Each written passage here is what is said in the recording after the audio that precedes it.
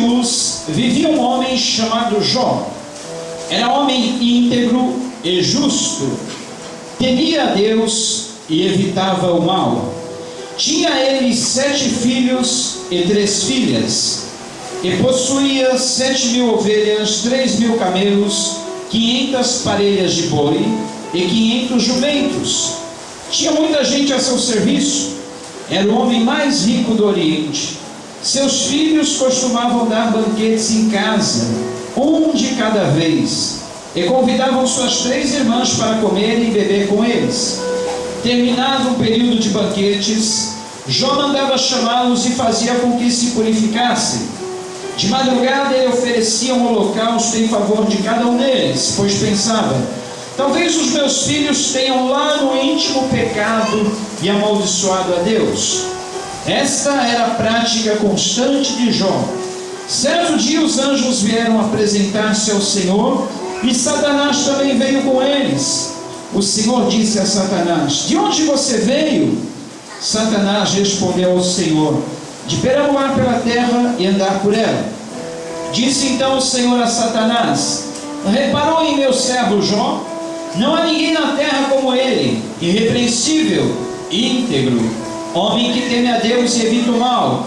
Será que Jó não tem razões para temer a Deus? Respondeu Satanás: acaso não puseste uma cerca em volta dele, da família dele e de tudo o que ele possui?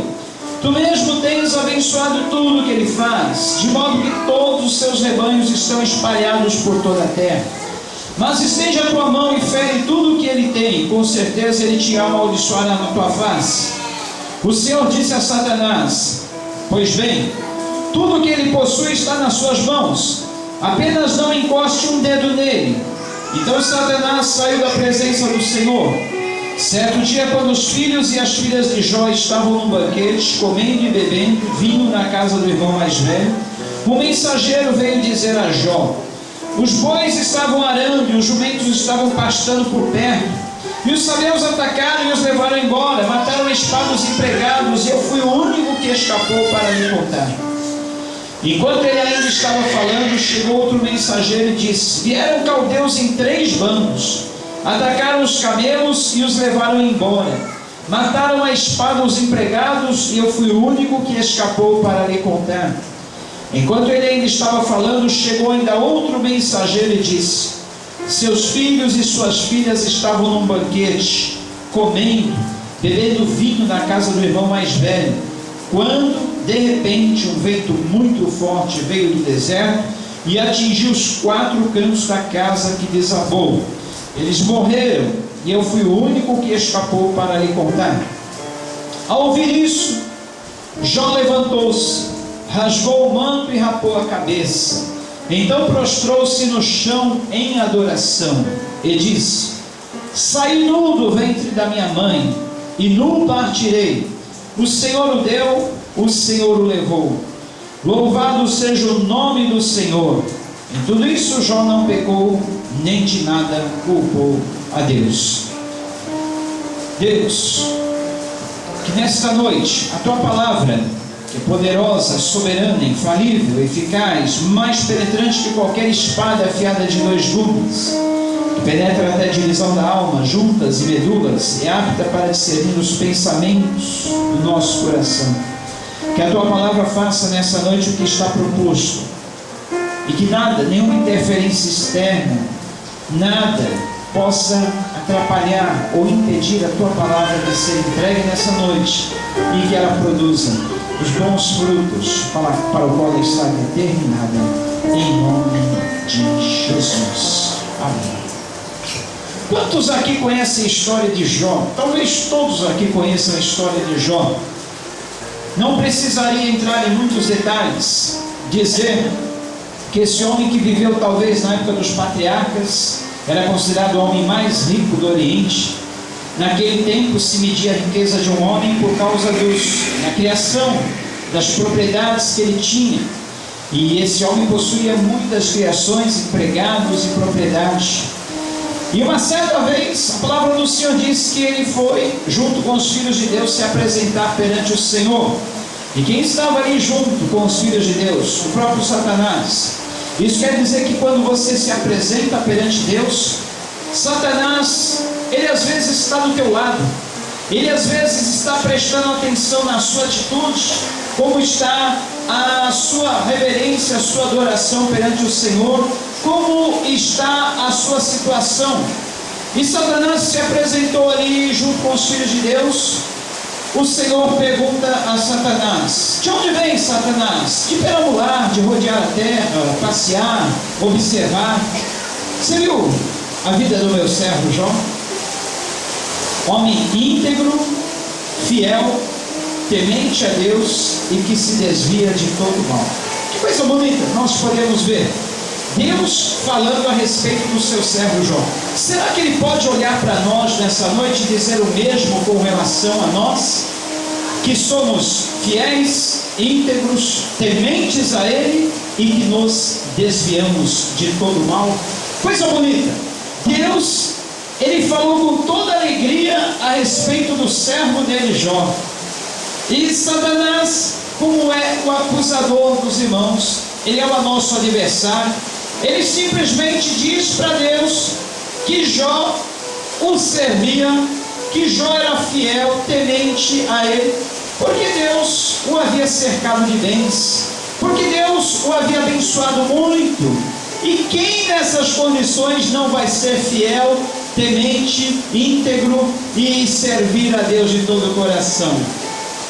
Satanás lança então um desafio a Deus e diz: mas lança mão naquilo que ele tem, tira dele isso que ele tem, e verás se ele não blasfemará na tua cara.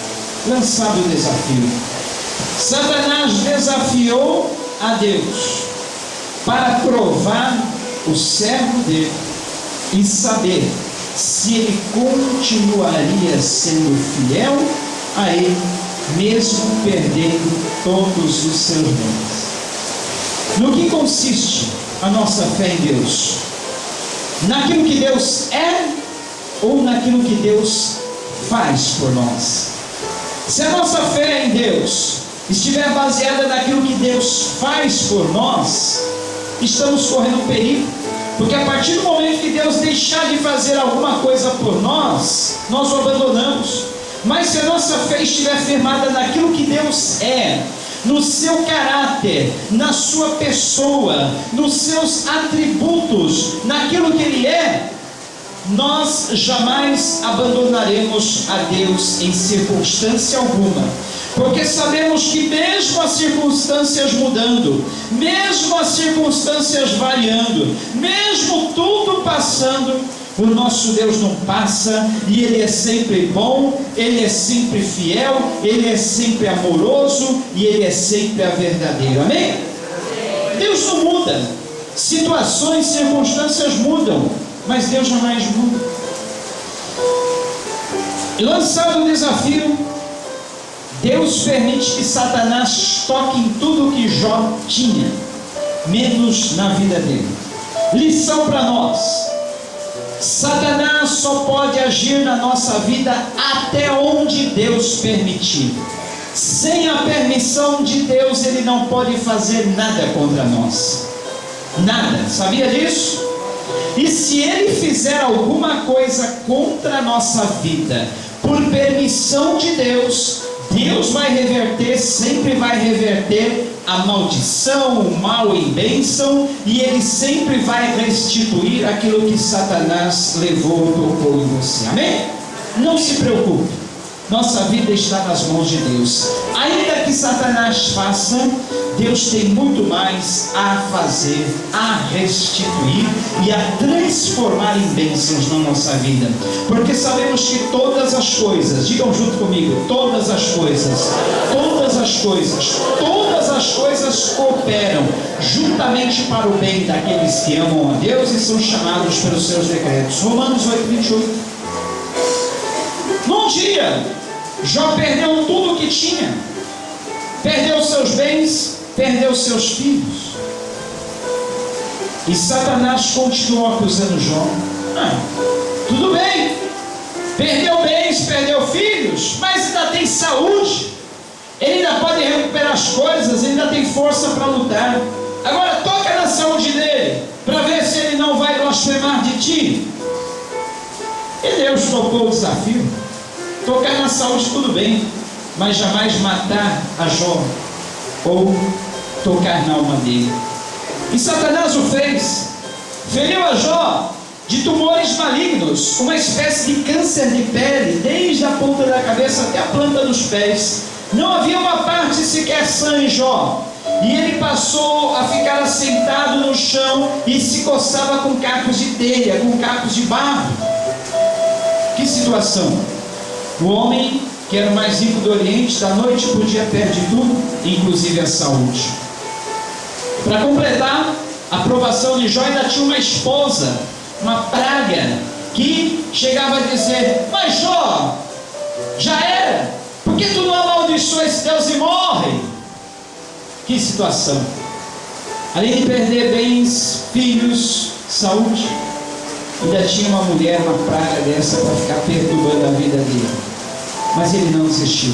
Ele simplesmente afirmou: não sai do ventre materno, não voltarei. Deus o deu, Deus o tomou. Louvado seja Deus. Em tudo isso Jó não negou a sua fé. Jó não atribuiu a Deus falta alguma. Jó pensou aquilo que a gente sempre fala: vinha esse mundo pelado, careca e banguela, o que vier é lucro. Ele simplesmente disse: para mim, tá bom, vim nu, sem nada, voltarei assim. Deus deu, Deus o tomou. Muito bem. Jó tinha 3 amigos, 4. Os 3 primeiros começaram a acusar Jó: Jó, isso está acontecendo na tua vida, deve ser por causa de um pecado escondido. Daí de trás dá para escutar bem? Quer que aumente um pouquinho por causa do barulho da chuva? Tá bom? Talvez seja por causa de um pecado da tua vida. Jó, confesse, você pecou, você falhou, por isso a mão de Deus está contra você. Já o 4º amigo de Jó dizia assim: Jó, talvez você não tenha pecado gravemente, talvez o seu erro tenha sido injustiça contra os mais pobres, mas para te preservar de algum pecado mais grave, Deus está te punindo. E o livro inteiro registra, até os últimos capítulos, a conversa, o diálogo desses 4 amigos de Jó, sempre acusando, apresentando alguma justificativa para o problema do sofrimento de Jó. E só nos últimos capítulos, 4 últimos capítulos, Deus resolve agir e falar. Deus silenciou, como Ele silencia muitas vezes no nosso sofrimento. Talvez você entrou aqui nesta noite passando por um problema muito grave e você sente que Deus silenciou. Deus não fala. E para completar ainda mais o problema, seus amigos, familiares, parentes acusam, falam isso e aquilo, tentam explicar, dar uma de Deus na tua vida. Deixe Deus falar. No momento certo Ele vai falar, como Ele falou na vida de Jó. E para encurtar a história, Deus se revela a Jó de uma maneira muito especial. Deus, guardem bem isso, Deus não está nem um pouquinho preocupado em nos explicar tudo o que acontece na nossa vida. Eu falei isso de manhã. Deus não está. Alguns de vocês talvez já ouviram falar daquele livro A Cabana. Quem já leu esse livro, A Cabana? Muito bem. Quem não leu não perdeu nada com isso. Eu nem li nem recomendo, apenas li algumas partes e alguns comentários. Mas o livro A Cabana conta a história de um homem que perdeu a sua filha, menina pequena, brutalmente assassinada dentro de uma cabana no mato, e antes de ser assassinada, abusada. E esse homem passa a questionar a Deus por que aconteceu aquilo na vida da sua filha, por que aquilo aconteceu com ele. Até que num dado momento, Deus o direciona até a mesma cabana e lá se apresenta a ele e explica detalhe por detalhe por que aquilo e tantas coisas haviam acontecido na vida dele. Mas na realidade, esse Deus da cabana é meio diferente do nosso Deus. Porque quantas coisas acontecem na minha vida, na tua vida, e não tem explicação. Deus não está preocupado em explicar. Você tem explicação para tudo que acontece na tua vida? Não. Muitos fatos já aconteceram na tua vida que até hoje você não entende porquê. Muitas coisas já aconteceram na minha vida e até hoje eu não descobri porquê. E com certeza nunca descobrirei. Nem sei se lá em cima na eternidade eu vou descobrir por que essas coisas aconteceram. Deus, Ele não está preocupado em nos explicar cada coisa que acontece na nossa vida, mas Ele está profundamente preocupado em nos guardar, em nos preservar, em manter a nossa integridade, a nossa fé, em conservar-nos diante dEle, na dependência dEle e confiando única e exclusivamente nele, somente nele, amém? Ele não te explica tudo, mas Ele faz questão de te guardar em todas as circunstâncias e em todas as ocasiões, e de nunca permitir que Satanás vá além de onde Ele permitir que ele atue. Amém? Então Jó, no final de tudo, recebe a seguinte explicação ou a palavra de Deus: Jó, não existe ninguém mais sábio do que eu nesse universo. Jó, tudo que eu faço é com sabedoria. Observe a criação, observe os animais. Deus cita alguns tipos de animais, sobre a sua força, sobre a sua inteligência, sobre o seu modo de agir. E Deus fala a Jó, pergunta: Jó, quem criou esses animais com essa inteligência, com essa força, com esse poder? Acaso não fui eu, Jó? Acaso eu não terei mais inteligência, mais força, mais poder do que esses animais, Jó? Acaso eu não guardo a sua vida melhor do que eles guardam os seus filhotes, Jó? Jó, quem criou o mar, encerrou o mar dentro dos seus limites, com cadeados, ferrolhos, fechaduras, e lhe deu uma ordem dizendo: até aqui tu virás, mar, daqui para lá não passarás. Quem fez isso, Jó? E Deus deixou subentendido nas entrelinhas que o mesmo Ele podia fazer na vida de Jó. Ele colocava um fim, um limite na provação, em todas as circunstâncias contrárias, e tudo aquilo que pesava contra Jó. De um momento para outro, assim como veio a tribulação, podia passar. E na tua vida também. Talvez você esteja aí pensando: quantas coisas têm acontecido na minha vida, uma após outra. Quando vai terminar essa fase, esse período, essa dificuldade? Assim como a luta, assim como as dificuldades vieram de uma hora para outra na tua vida, elas também podem passar de uma hora para outra, e pode ser hoje, amém? Pode ser amanhã, ao acordar, você terá um novo dia pela frente, uma nova semana, um novo período, uma nova história, uma nova página na história da tua vida, amém? Creia! Deus, Ele muda o curso da nossa história, Ele muda a nossa vida de uma hora para outra, de um momento para outro. E no final das contas, a palavra de Deus diz que mudou Deus o cativeiro de Jó. E sabe o que Deus fez? Lhe restituiu tudo em dobro. Os animais, as criações, as propriedades que Jó tinha, funcionários, empregados, que ele havia perdido, Deus restituiu tudo em dobro. Porque sabemos que todas as coisas cooperam juntamente para o bem daqueles que amam a Deus e são chamados pelos seus decretos. A tribulação contribuiu para o bem na vida de Jó? Contribuiu. E os seus filhos? Deus não lhe deu em dobro. Deus lhe deu a mesma quantidade. Por quê? Filhos ninguém perde, entes queridos ninguém perde, porque nós os veremos novamente lá na glória. Aleluia! Deus não restituiu em dobro os filhos de Jó, porque ele os veria lá na glória, mas deu a mesma quantidade de filhos e de filhas. E por fim, Jó, contemplando tudo aquilo que aconteceu na vida dele, ele simplesmente disse: antes eu te conhecia, Senhor, só de ouvir falar, mas agora os meus olhos te contemplam face a face. O sofrimento na vida de Jó trouxe a ele conhecimento de Deus, trouxe a ele experiência nova, trouxe a ele uma nova maneira de ver a Deus. E tudo isso que eu falei serve de introdução para nós sabermos o porquê do sofrimento humano. Por que sofremos? Essa é a pergunta que nós fazemos diante das tristezas, diante das tribulações, diante das situações da vida. E a primeira razão por que nós sofremos é por causa do propósito divino na nossa vida. 3 causas tem o sofrimento humano, e numa dessas 3 causas o teu sofrimento pode estar incluído. Será que você está sofrendo por um propósito divino? Exatamente como Deus fez na vida de Jó. Jó sofreu não foi por causa do pecado dele. Jó sofreu não foi por causa da desobediência dele.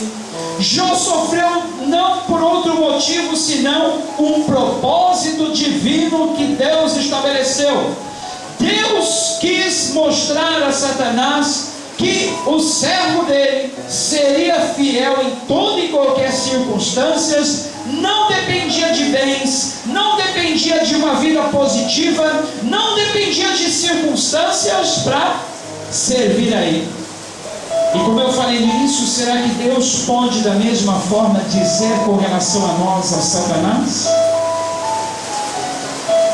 Jó foi provado, mas no final das contas, quando Deus prova, quando Deus permite o sofrimento por um propósito dele, no final das contas, todas as coisas vão cooperar juntamente para o bem daqueles que amam a Deus e são chamados pelos seus decretos. Existe uma falsa teologia por aí, a chamada teologia da prosperidade. Está muito divulgada na televisão, nos meios de comunicação. A maioria dos programas do evangelho pregado na televisão pregam um evangelho de prosperidade. Somos contra a prosperidade? Não, de forma alguma. Prosperidade é um dom de Deus, mas a verdadeira prosperidade, porque a prosperidade que esses falsos pregadores pregam é a seguinte: você não pode sofrer, você não pode ficar doente, tua vida tem que estar sempre na boa, sempre da melhor forma possível, porque se não estiver, ou você está em pecado, ou você não tem fé. Esse é o principal erro da teologia da prosperidade. E eu conheço muitos desses pregadores que quando eles estão doentes, eles têm que se esconder do povo, porque senão a doença, o mal deles vai contra aquilo que eles pregam. Porque se eles pregam que a doença é por falta de fé ou por causa de pecado, não dão outra opção. Para eles não tem essa opção do sofrimento como um propósito divino. Ou é pecado o sofrimento na vida da pessoa, ou é porque a pessoa não tem fé. Essa teologia não é a verdadeira teologia, não é o verdadeiro evangelho que nós pregamos, porque o evangelho verdadeiro que nós pregamos diz, conforme as palavras do Senhor Jesus em João capítulo 14, que no mundo nós passaríamos por aflições, mas que nós deveríamos ter bom ânimo, porque Ele venceu o mundo.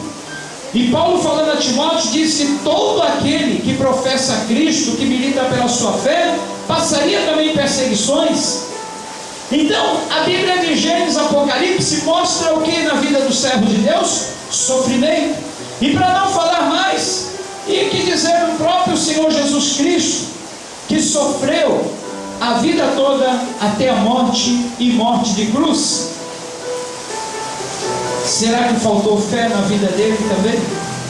Não.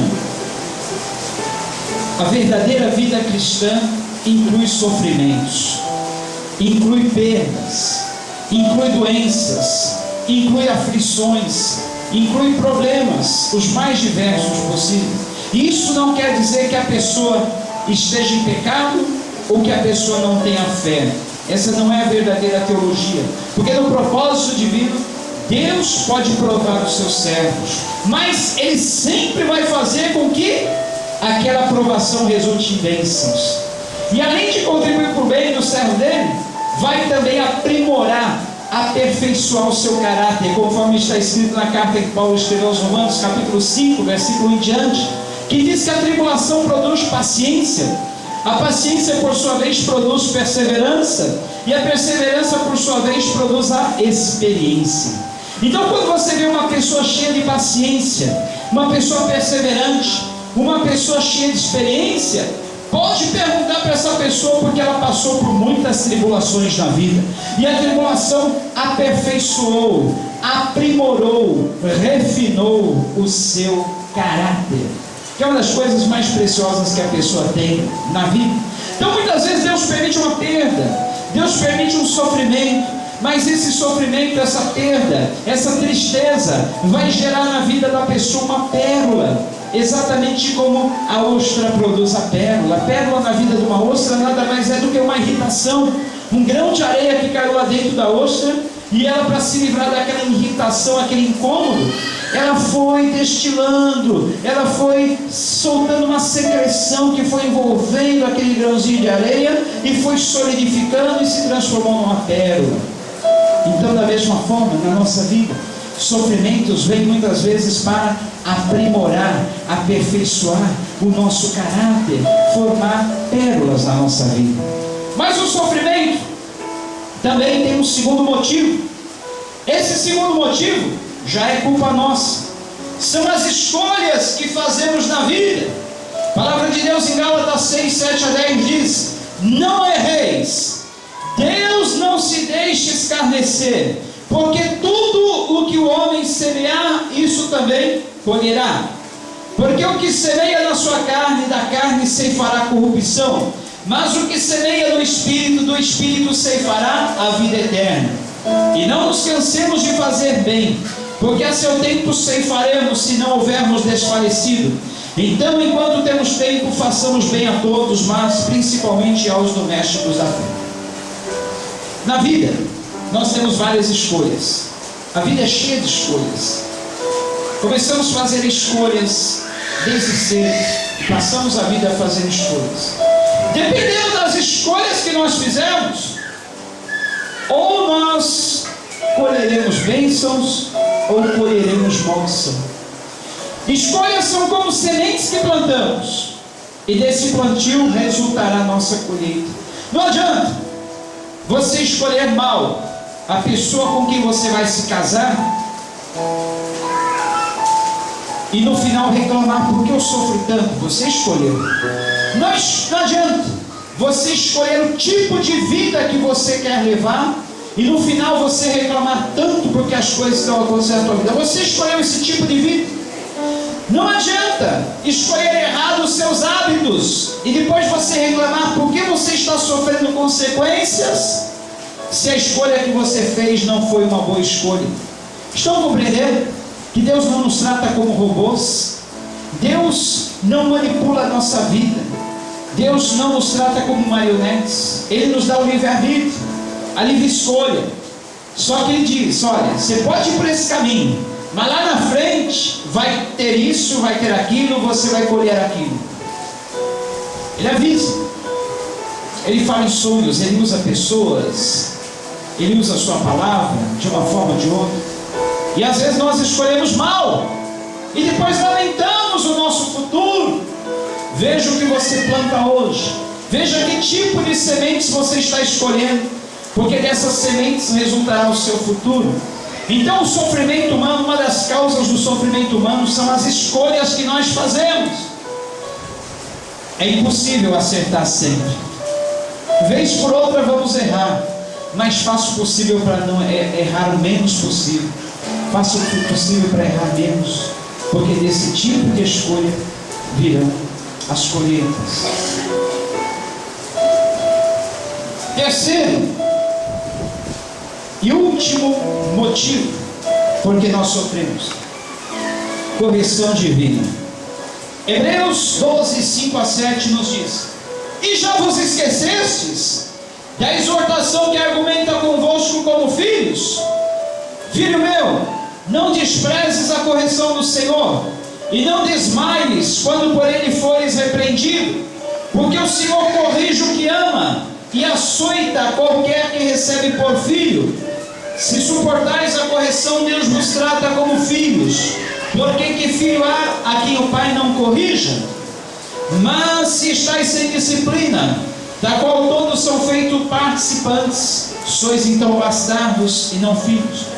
Além do que tivemos nossos pais segundo a carne para nos corrigirem, e nós os reverenciamos, não nos sujeitaremos muito mais ao Pai dos Espíritos para vivermos?